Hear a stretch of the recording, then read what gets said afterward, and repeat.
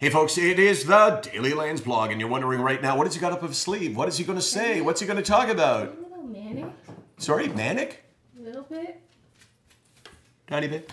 For me, it's an interesting question because I'm not manic in the case of bipolar, because when I'm really energetic like this, there's nothing destructive. It just means that I have more of me to give, which means that if you like me a little when I'm not manic, you like me a lot when I am.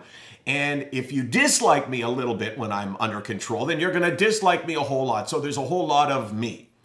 I got an email or a response yesterday on Facebook, and this was public so I can mention the name. Tammy Arlene Cook.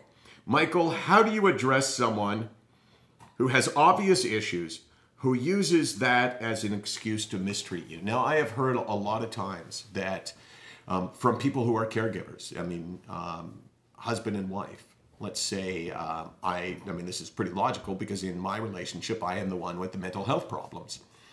I have a responsibility as somebody who maybe will be out of character at times to make sure that my partner understands that I have this challenge and that there are times when maybe I will not meet the challenge of being myself 100%.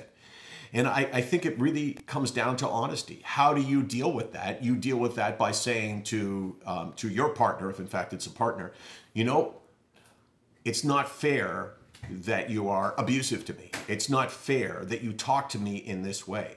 I'm doing my best for you, and you have to understand that. And what they have to do is explain to you the fact that I have this problem. And really what it comes down to, I think, is communication. Because look at it this way. When I'm depressed, if I hadn't shared with my wife the fact that I struggle and the fact that I get quiet, that I get silent, that I retreat, that I just don't want to talk and be around people when I'm struggling, if I didn't tell her that, how unfair is that? She would think, okay, well, you know, obviously, you know, maybe he doesn't like me, or maybe I did something wrong.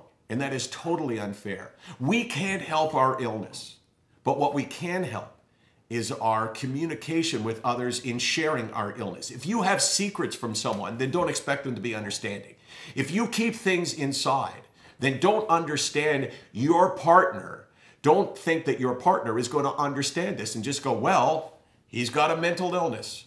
Talk and communicate. And when you asked me, how do I address someone who has obvious mental health issues? Here's how you do it. You demand that they communicate with you. That is the phone. That's long distance, probably one of the credit card companies. So do not answer the phone. That's how you pay bills. You just don't answer the phone. My wife just rolled her eyes at me. But I'm a guy, so I don't care. We don't mind. This is SickNotWeak, 24 hours a day, 364 days a year. We're here because I think we need to be, and I think we have an important role. Less manic now? Slightly. Yeah, I've toned it down. Watch this.